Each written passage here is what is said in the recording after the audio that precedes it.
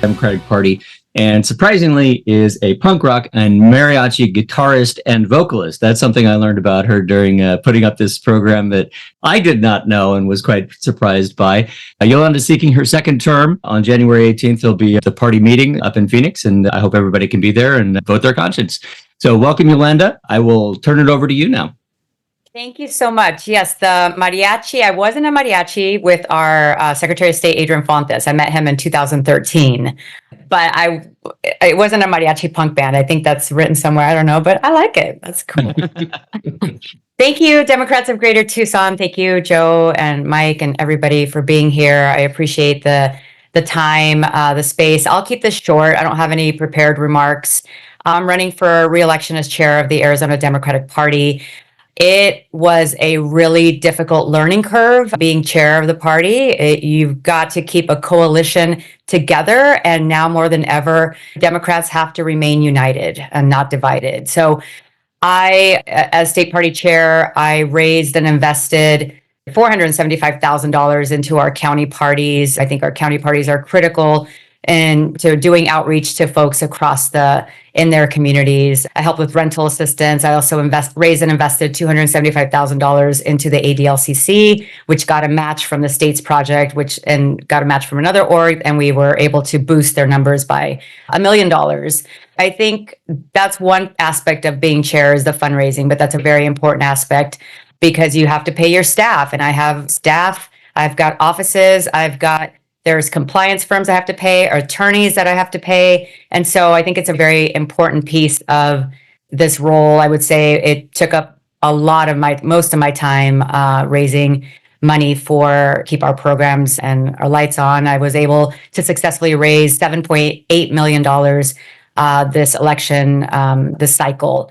And that's due in part to my relationships. Over the years, I've built strong relationships with unions across the country, and they were very supportive of me. I have been a union member. I was a union member from 2003 to 22. I worked my way up at a call center. I worked at a call center in Phoenix and I was doing a sales job, a phone sales job in a bilingual department for a really long time. But at the same time, I was a union steward. The way I became a union steward was first day on the job of training. There was a manager who was berating one of my coworkers, and I stood up to this manager, and somebody said, you can't speak for that employee. You're not a union steward. I'm like, what is that? I really didn't know what that was, what it meant. And then I learned and understanding the power of a union and standing up for workers' rights. That's been the backbone of my entire career. And I got involved in politics here in Arizona in 2010 after SB 1070 passed. I just couldn't believe it. It felt like it was so shocking that it was going to be legal to pull somebody over based on the color of their skin. So I started volunteering my time, trying to help candidates get elected. And that I met so many people from back in the day with Ruben Gallego when he was in the state legislature, and then helped him in his campaign for Congress. And then for the Senate race, we worked closely together. And I have the support of most of our leaders, including Congressman Grijalva, who's supporting me for re-election, Congressman Greg Stanton, Congresswoman Yasemin Ansari, Senator Mark Kelly, Senator Ruben Gallego, Governor Hobbs, Attorney General Mays, Secretary of State Fontes. They know me. We've all worked together for many years, and they know that a strong party, you need to have a strong foundation in order to win. And they are committed to winning. I'm committed to winning. I know that this election did not turn out like we wanted it to. We did have the bright spot in Ruben Gallego and Prop 139. But I will say this happened across the country in all battleground states. There was not one battleground state where they won at the top of the ticket. There was a global shift. And we can talk about the many different reasons. I don't think it's just one reason on why we lost at the top of the ticket, but I think there was a truncated campaign cycle for Kamala Harris.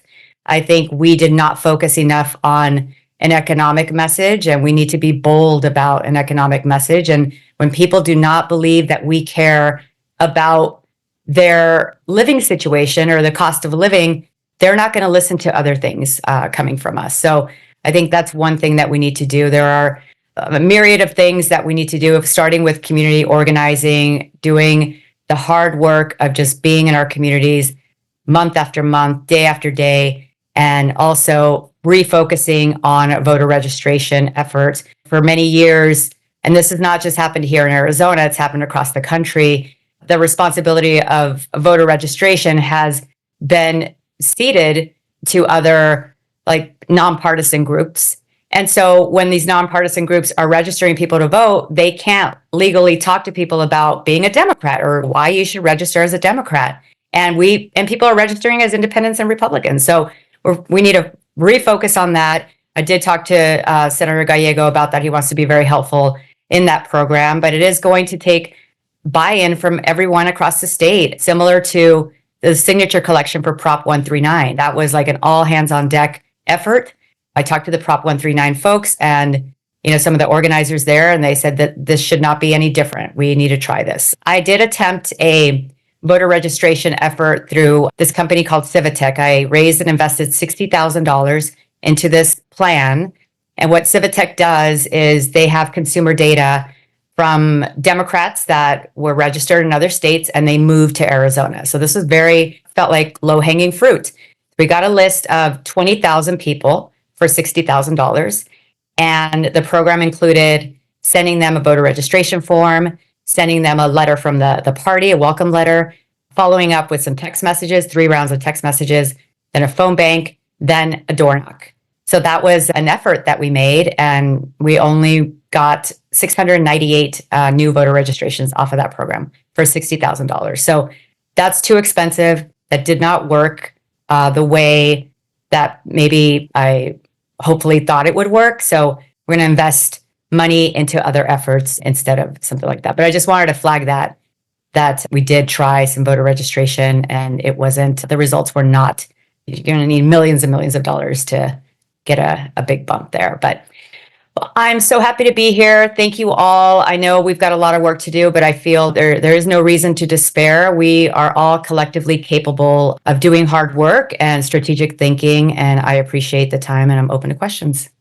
And along that vein, I'd like to know, do you have anything in mind in terms of further experiments to try and increase voter registration among Democrats, especially in those demographics where we lost ground this election, such as the Latino community? I think we really need to go back to community organizing and being in as many places as we possibly can, tabling, talking to folks face to face. That's one aspect of it. The other aspect is, targeting people with digital ads. There are many different, I would say, like vendors, companies that offer different opportunities to target specific people in specific communities.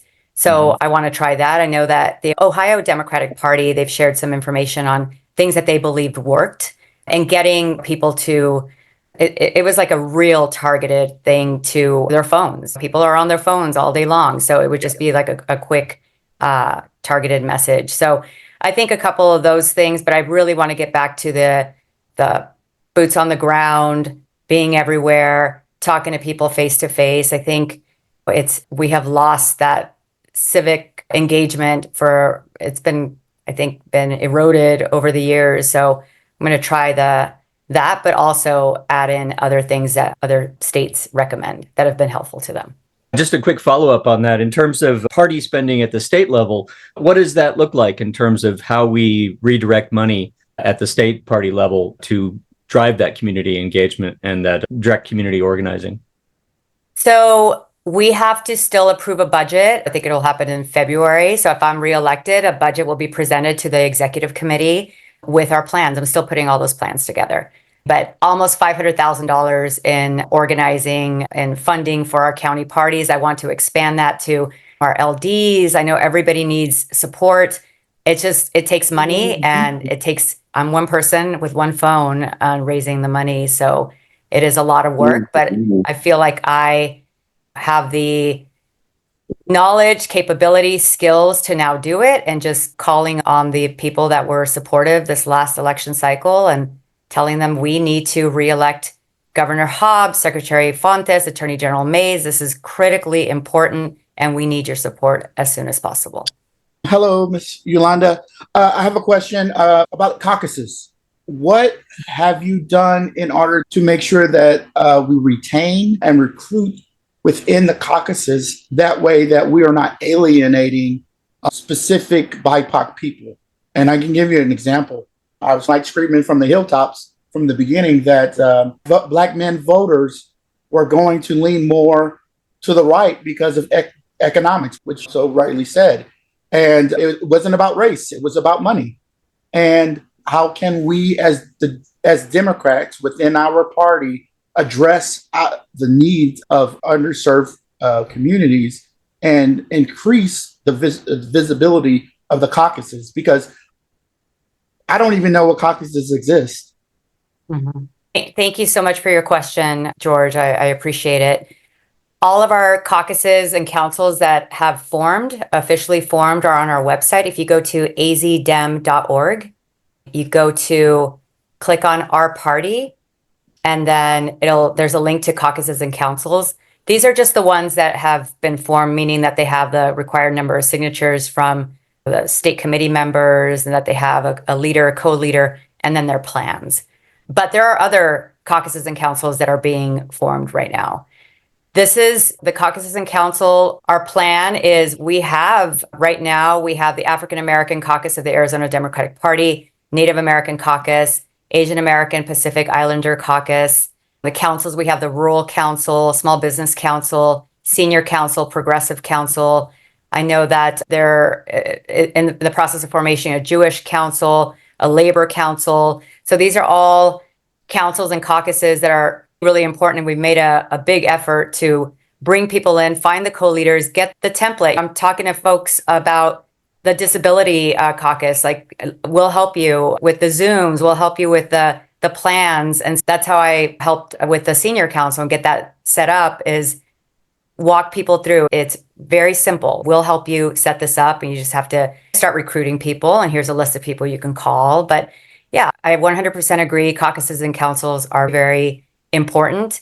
And we do have a few that are up and running, and they have a robust membership and lots of meetings. And some of them, they need a little bit more support. But I 100% agree that they are critical. It's the finances within the caucus that's a problem, because we can't hold revenue, we can't hold money.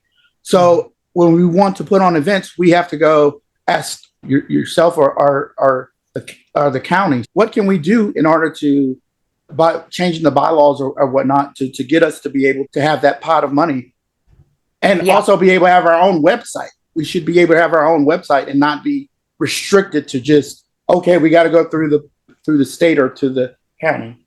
Thank you.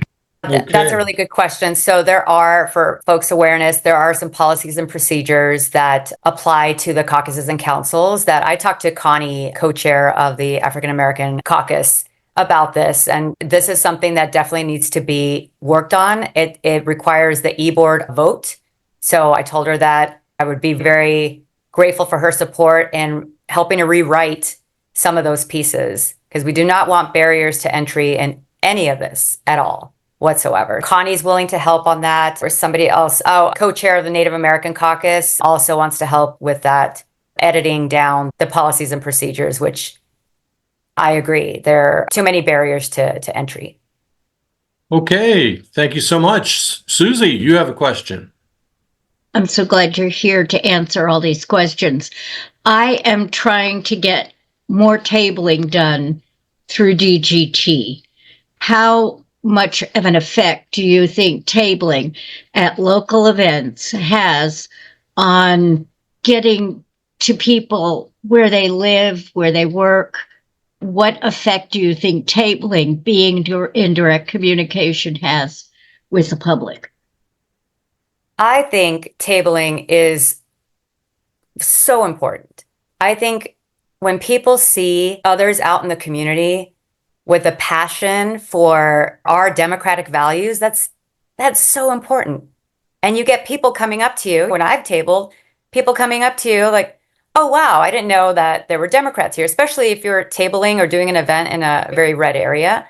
It happens all the time. So I think keep that up. that is how we're going to win, by being out in the community, talking to people about the issues and making sure that, yes, that they're registered to vote. And if they're not, let's get them registered to vote. And if they're registered as an independent, let's switch them. Let's flip them to a Democrat. If they're registered as a Republican, let's flip them. A lot of people don't realize that they're more aligned with our values than they are with their party registration. So I appreciate all the tabling. I think it's effective. It may be hard to quantify, but I think it's so important. Yolanda, what, in your opinion, are the most important policy issues that we should be working on? I would say we have an opportunity with Trump and Elon Musk and what they're going to do in their tenure, especially the upcoming budget vote where they need to renew the tax breaks for billionaires. I think that's an opportunity. That big bundle of horrific bill that they're proposing, they want to cut Medicaid. They want to increase the age to qualify for Medicare. I think this is a massive opportunity for us to push. And of course, I'm not a policymaker, but when we support the candidates who are doing policy, but what I would like to see is us pushing for a lowering of the age where people qualify for Medicare. It's going to be very difficult for us to get to Medicare for all, but we can start putting out a message that we are trying to make healthcare accessible to people. Also, the economic message, Trump and his tariffs, this tariff, whatever plan he is proposing, that's only going to increase prices for us. The entire outsourcing of jobs into other countries, just everything that they're proposing is a nightmare for the American people. And I think we focus on the economics of lowering your costs, the economics of bringing back good jobs, the good union jobs, the economics of making sure people do not go bankrupt when they have a healthcare crisis. I think there's a lot of opportunities, but the first thing that comes to mind right now, policy piece, is we need to have a bold economic populist agenda.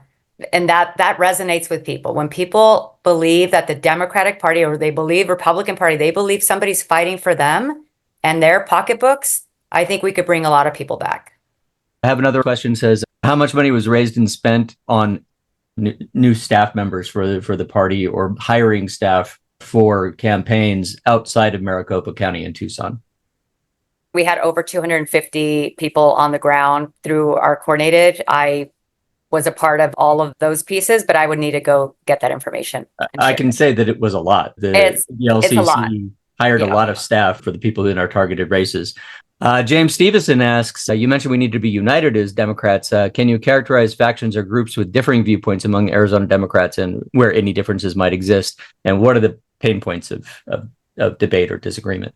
We're a big tent party. We're not always going to agree on every single decision, every single plan or strategic plan. I think people have different ideas depending on their worldview, depending on how they were brought up. There's so many things that make us different, but I would argue that our democratic values are what unites us. You think about a pro-business Democrat versus a more, I don't know, there's just all different kinds of folks within our party that we just have to keep in a coalition. In this last election, at the top of the ticket, Trump didn't win by a landslide. Yeah. He didn't win by a landslide. So that coalition of people, we need to keep together. And I know that there's a lot of hot takes on, we should talk about, we should be harder on this issue. We should ignore this issue. And I don't think that's what we need to do. We need to keep our coalition together and be unified in beating the Republicans, because they want a totally different future for us. They want to enrich the billionaire class and corporate class, and that's what they think about. And that's what Trump has done. We have an opportunity here to bring people back into the fold and just strengthen our power. Yeah. As a lifelong Democrat, I can say if we don't have anything to agree about, we'll find something. Yes. Yes. And that's okay. That's what makes us Democrats. It's okay. We can have disagreements. It's totally fine. Amen. But that's our strength, right? Yes, that is our Uh, strength. I have another question that wants to know. I, along with other state committee members, have been concerned for some time about the failure of the Rules Committee to advance propositions such as the reinstatement of the Finance Committee to help with fundraising and provide financial oversight. Why has that not been addressed, and what would you do about it if reelected? I do want to take this moment to address, some of you may have received an email with some allegations, false allegations on financial misconduct at the state party. And if you have, I want to address this. And if you have not, I will just explain what this is. A vice chair of the Arizona Democratic Party has alleged that there's financial misconduct, that he found that our treasurer was self-dealing and paying himself a stipend. And that is factually inaccurate. That there is a line item in our budget that was presented to the executive committee meeting to approve the budget in 2023, again in 2024. The line item was there, it was presented, it was discussed, and it was approved by all in attendance except for this vice chair. The very serious allegation, if you've seen it, it looks very shocking, but the accusations are false. It's really disheartening, especially at a time where we have to be united.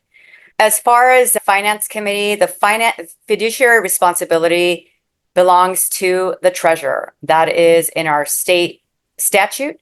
Mm-hmm. He is responsible for our financials. Every single dollar that comes into the state party and every single dollar that goes out has to be reported to the FEC as well as to the Secretary of State. So every single dollar is there. Anytime a check is written, that has to be looked at by our federal elections attorney. We have a state elections attorney. We have our own Arizona Democratic Party attorney. It's looked at by our compliance firm, which is Common Sense Compliance. It's looked at by our executive director, myself, and our treasurer. So everything is public information. I know that there have been calls for a finance committee.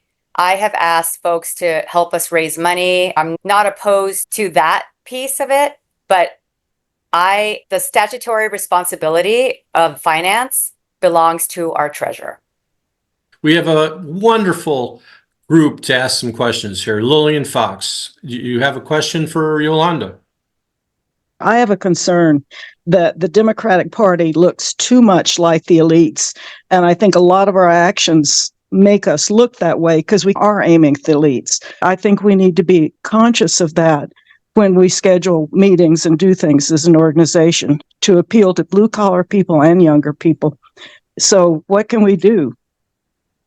That is a really good point. My background is I came from a little tiny town called rural Arizona. My dad was a farm worker. My mom was a homemaker. We didn't have air conditioning until I was like 13 years old, or a phone. That's when my life changed. We got one of those rotary phones and conditioning. But so we were very poor. Yes, I think you're right. I think looking like elites, I don't think it's something that is done with intent, but I think we need to be more mindful that, yeah, you might be putting off people who may not want to or don't feel comfortable going to a country club, for example, like you mentioned. As far as the apartment complexes, I had a really hard time getting into a lot of apartment complexes because they were like gated. But the open ones, we did have a lot of flyering, door knocking in apartment complexes. But it's good to know, Lillian, that I think it's important to call out where our gaps are and what we can do better. And if these apartment complexes were left, if we didn't touch those or knock on those doors and were not gated and they were easily accessible, that's a problem that we need to address. You certainly walk the talk, and we always appreciate your input. Larry, you have your hand up. Yes, thank you, Joe. Welcome, Yolanda. I wanted to ask you, what can be done to reformat or revamp the LCC, the Arizona Democratic Legislative Campaign Committee. It's been in existence since 2015, and it has never achieved its sole purpose, which is to flip the state legislature. We had an opportunity. We were very close. Before the election, the Republicans had a one-seat advantage in both state houses, and they identified 7 battleground legislative districts, but only flipped 1 seat. So we're worse off than before. And I really think we need to, blow up and rebuild the ADLCC. But give me your take on that. What can be done? Yeah, thank you so much for that question. I work in the same building as the ADLCC. ADLCC is a project of the party. I see how hard everybody worked, everybody across the state. I think it was very difficult to counter all of the lies that Republicans were throwing out there. In Christine Marsh's race in particular, we were out there door knocking and you would see these signs that would say, Kristen Marsh supports child molesters. Just like the most outrageous, disgusting lies. And it was nonstop. So it was a very hard thing to combat. I think that was the reality. And I think we need to do a better job of messaging on the economics. The messaging was about education and abortion. And of course, those are huge issues that we need to support, that we need to address. But I think where people were is they were very grumpy about inflation and coming out of the pandemic. And they were just mad when they would go to the grocery store and see the price of goods without thinking about, and we tried really hard to help people understand this is because these companies are ripping you off. It's price gouging. But it was in the age of disinformation, we need to really address and try to address the media landscape that is broken. Our traditional media is broken. Through the Pima County Democratic Party, I was able to raise and invest money to help them set up a podcast studio, which I think we should do that across the entire state and identify people in each county to start with. In each county, teach them how to get a message across, teach them how to do their podcasts, get on non-traditional media like YouTube, TikTok, the places where people are getting their news from, and just start building relationships with people. And we, as a party, and even as a national party, this is something that I've talked to the chair candidates right now. There's a chair's race for the national party. We need some support there. We need massive support. We need the messaging needs to come down, like through the national, come down to the local level. And then we just need to get that out and help people get messages out when we need to. And so I think there were a lot of challenges, and yes, we went back, but we've got some great co-chairs of the ADLCC. We have Priya Sundaration, Senator Sundaration, Representative Oscar de los Santos. They are incredible. Everything that the ADLCC does, I'm there. So is Priya, so is Oscar. And so I think it was a shift that happened, and we're all committed to flipping this, but we could always do better. And yeah. Let me just interject. To be fair, ADLC has picked up seats every cycle except for this one. So we have gained seats in every single cycle under the ADLC except one. And so that's not a bad track record. And we had a tough year this year. And that's just the facts on the ground, that this was an extraordinarily tough year for Democrats all around. I'm going to call an audible here. We have two other candidates who are running to be the Arizona Democratic Party chair. And as Yolanda had 10 minutes, she took well to introduce herself. Robert and let's see, Cathy. Yeah, would you both like 10 minutes to introduce yourself? I would, but I'm going to let Cathy go because I always believe let the ladies go first. So, Cathy. Way to go. I love it. I love it. Okay. Cathy, would you like some 10 minutes? I don't know that I need 10, but it would be great to have a few minutes for sure. And I would be happy to take some questions. I decided to run for the state party chair because I'm in Yavapai County. I've been volunteering with the party since 2016. I started canvassing because I did not think that Donald Trump could win. I was very optimistic, but I knew that I would not forgive myself if he won and I hadn't done anything. So I've been canvassing ever since. I was a paid organizer for SOS at one point. And in 22, I was approached to run for the state legislature. And we put together a slate of 3 candidates. It was the first time in anybody's memory that we'd had 3 candidates for LD1. And we ran a good race on clean elections money, and we made the Republicans nervous. One of our opponents refused to show up at debates. So that's when you know you have them on the run. Now I'm the field organizer for the Democrats of the Red Rocks, and our office was basically the field office for the coordinated campaign. And so the coordinated field organizer here in the Verde Valley and I commiserated a lot. We did not see messaging. The strategy was a mess. And then there was very little communication. It was a very much top-down kind of leadership.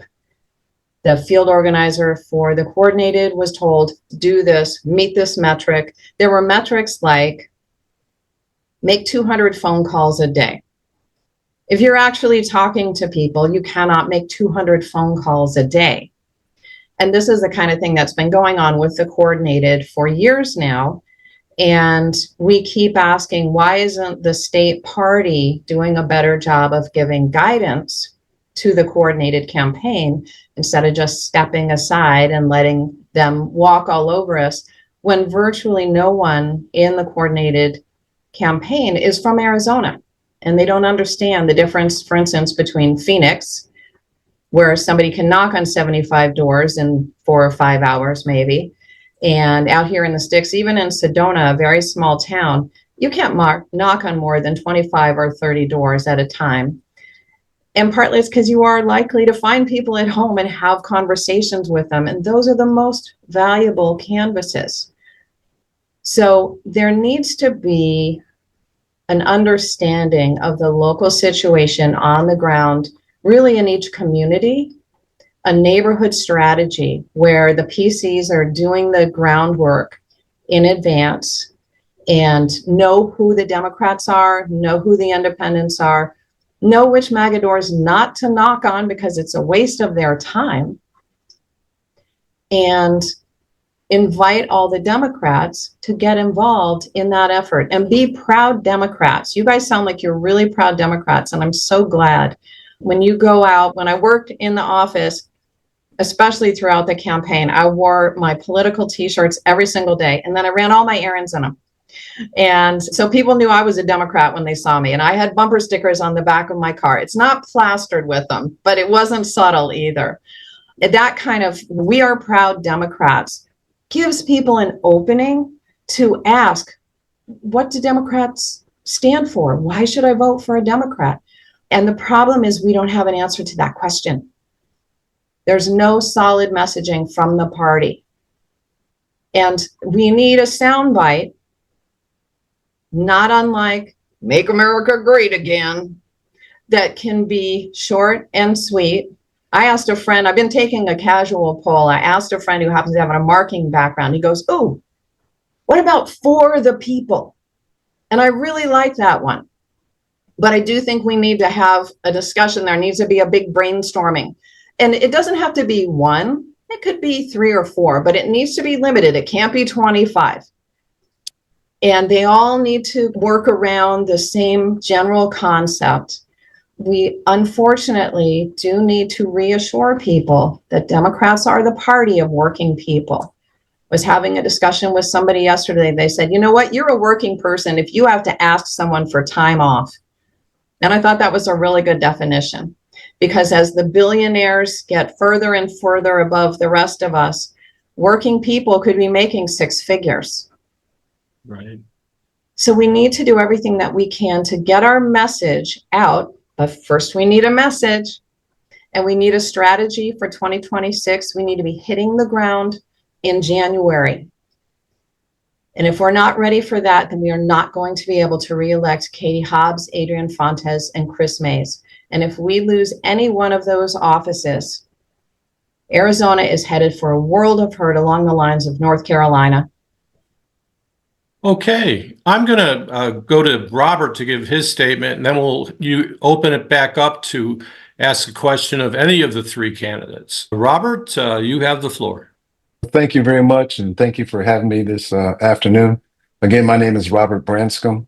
I'm originally from Indiana. I've been in Arizona since about 2007. I love being in Arizona. I lived in LA for 20 years, and people often ask me that, why'd you leave the beach for the sand? I said, well, you've never been in Arizona because it's beautiful nighttime skies. The people are great, and it's just a wonderful place to live. I've been involved with the Democratic Party mainly since about 2008. I had the opportunity to work for the Democratic National Committee in 2008 in Denver for then Senator Barack Obama, and in 2012 in Charlotte, North Carolina for President Barack Obama. And I was honored to be the DNC delegate this year in Chicago. My background is in business. I've been a business owner for about 17 years. I came up through the corporate structure. I was with FedEx for 10 years. I managed different organizations like Kinko's. Presently, I am the president of the National Association of Insurance Agents. It's a national organization. I chartered the chapter here in Phoenix, and done held different positions in the city as far as chair of the Levine Planning Commission out here to listen to developers who bring up zoning and things like that. I believe that as a Democratic Party, and I am part of the Democratic Party in the state because I presently serve as vice chair, we need to be more aggressive in our message. There's not a lot of daylight between Chairwoman Bejarano and Ms. Ransom. We all know what we need to do. It's just that we need to go ahead and execute the plan. There has to be some type of change. We have to admit that, yes, we did lose to Donald Trump. We lost the message. We lost the voters.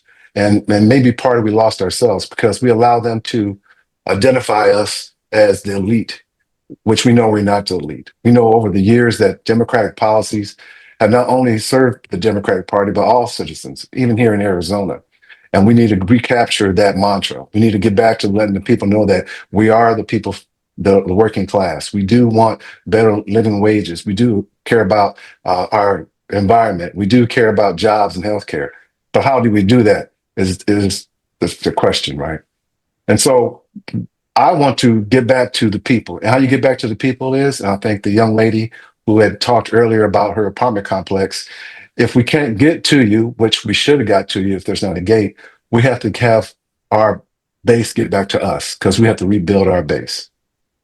We have to find a way to listen and let them allow us to give us the message. If it was about eggs, if it was about the economy, we need to take that message and bring it back and formulate it to something that they understand. We should never allow the Republicans to define us. We should never adopt their messaging, how they want to call us elite. I've been trying to let people know how we should probably rebrand them from my point of view and call them the party of robbing Peter to pay Paul, because that's what they want to do. They want to take from the middle class and the working class and enrich the business and the corporation. And so we need to find ways to do that. But we also need to support our rural communities. It's good that we want to contest in every race, but we need to support those candidates in those races. Now, it's not always with money. There's other things you can do to help support them. And we need to make sure that when you are a candidate, you need that support because we're asking those individuals to put their life in a glass house against tremendous odds. And we need to let them know that we're going to go out there and fight with them. But we also need to be transparent. And transparency is key if we want to earn the only of our party, but everyone else in Arizona. One of the things that we need to do is go ahead and put in place the mechanisms to let people know so there won't be any confusion. The chairwoman said earlier that there was nothing there. I sit on the executive committee, and we want to be transparent, and we should make that by enacting that finance committee. That would put our state committee members, give them a peace of mind, and that's what we should do, because the state committee members are the state party. And we need to make sure that they understand what we're doing, what our task is, and that we're transparent in all our dealings and give them the confidence. But getting back to Arizona and what we need to do to move forward, we may have lost in this cycle, but we're not defeated. Thomas Edison said that the only true failure is to quit, and we can't be quitters. We've shown in the past that, like I said, during the prove that Arizonas and Democrats can do this. It took, and correct me if I'm wrong, I think you guys have been fighting out here for about 60 years, and Democrats were like out in the desert. But we fought to get to this moment where we could close to flipping this state blue. And now it's not the time to go backwards. So we need to organize, make sure we have the structures in place, make sure we have the support in place, and make sure we own the messaging. And that's what I can do for this party. Joe, if I'm going to call an audible like you did, I'm interested to hear if Yolanda has any reaction to the statements of these two candidates, or if she has any questions for them, since this is really her hour and she wasn't expecting this. I would like to go first, and I'll re-audible. So we've got Ben has been very patient with his hand up. Ben, let's hear your question. Where's Ben? Yeah, I am wondering if you have any specific plans for how to allocate resources to combat the hegemony of not even Republican, just conservative ideas on media, especially social media of young men, and how you potentially plan to platform people who aren't necessarily Democrats, but are willing to talk about our ideals and reach more people. So one of the, and I'll go first if that's all right. And I totally welcome Robert's participation as well as Cathy's. That's totally fine. Yeah, I think one of the things that I'm going to implement if I get reelected as chair for another term is a listening tour across the state. In 2024, starting in July all the way to the election, we did town halls across the entire state. We visited every county. They were very successful. We highlighted candidates and they were just super successful. We had a lot of people come out that have never been involved, and it was more of a forum, and then there was a Q&A at the end. But I think this listening session, starting with the counties, the county party leadership, the PCs, and anybody who volunteered through the LD, listening to folks and trying to figure out based on their region or what folks think would be the best way to move forward as far as messaging in their specific area. The way you message in Yuma is not the same way you're going to message in Coconino County. So I think that will help inform a lot of the strategy going forward, as well as that's going to help us identify more potential leaders that we could train and recruit to build our bench. I'm a big believer in recruiting folks and encouraging them to be a part of the process. And I will continue to do that. And especially people that are maybe not at the table at the moment, but we need to especially lift up young women, young men, people of color, and get them a seat at the table and train them up ready to build our bench and win across the state. So I think it starts with listening, and then we go from there. Yeah. Yolanda, do you have any other questions you'd like to address? Yeah, I do want to address something that Cathy said. I know, Cathy, you're in Sedona, and we did hire through the coordinated campaign, which is the state party, which is me leading this. I was able to push the DNC to hire Senator Mark Kelly's campaign team. And that's who ran the coordinated campaign with me. I think saying that the coordinated campaign folks who are not from Arizona, that's not true. We did hire a lot of young folks. We want to give young folks an opportunity. And some of them were from out of state, but the majority of them were from Arizona. Okay. And then Allison, thank you for your patience. You have your hand up. Yes, Mr. Branscom, I'd like to ask the same question I asked of Yolanda. What in addition to our organizational strategy, what in your opinion are the most important policy issues that we should address? Policy issues as far as legislative policy issues? Yes. Or just okay. Legislative, yeah. The first one is that we need to deal with immigration. We're a state that's on the border of Mexico. I don't believe putting up a fence is the right message to send to people there, but I do believe in reform. And so we need to find a way to make sure that people immigrate into this country and have the opportunity to turn that into citizenship. I don't think that we should have any of our citizens in Arizona feel like they're going to be pulled out of their homes or taken off the jobs and sent back home. We've already seen what that was back in Trump in 2010 2016 and 2020 when we had illegal aliens taken out of job places or put in cages and children separate from their family. So that's one.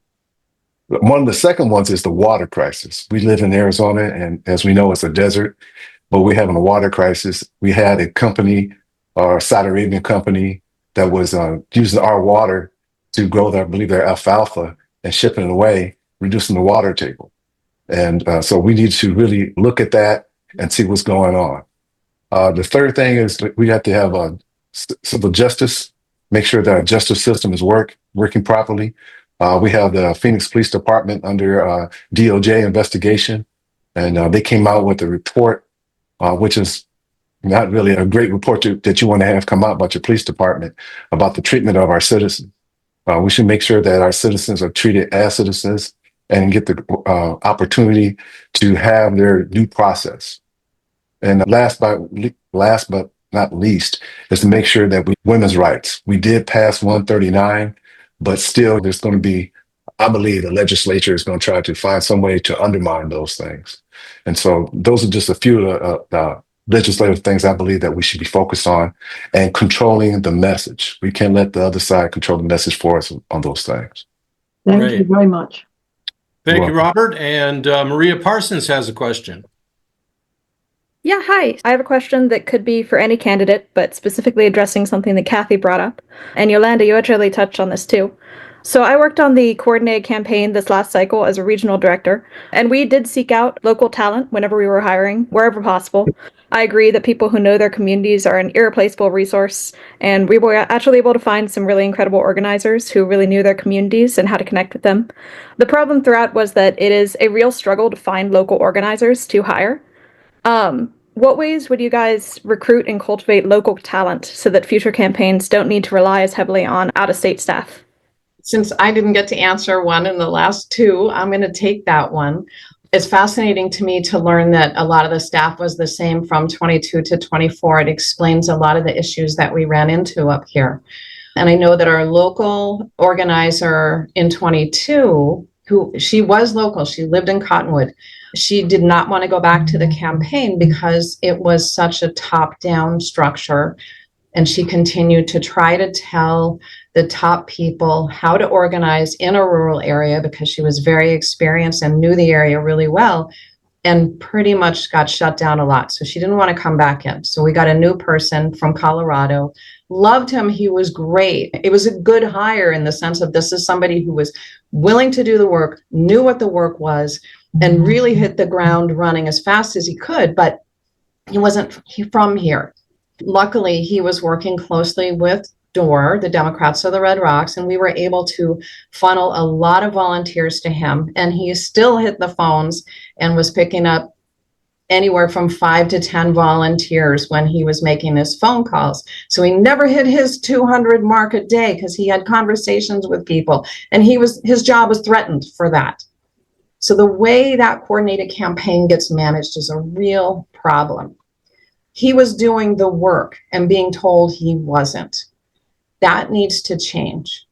We can support local organizers. The 1530 program that was canned was a way of having local organizers in every county and every LD, and it got canned. But that could be the staff right there who gets revved up in election years.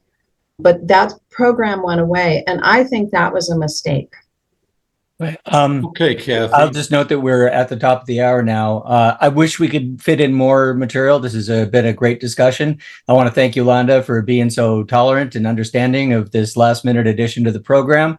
I will note that I'll send all the contact information and the copy of the chat to all the candidates here, just so that if you want to follow up with some of these folks, because they didn't get their questions answered, and some of them are SEMs, and I know that it's important for you to communicate with them.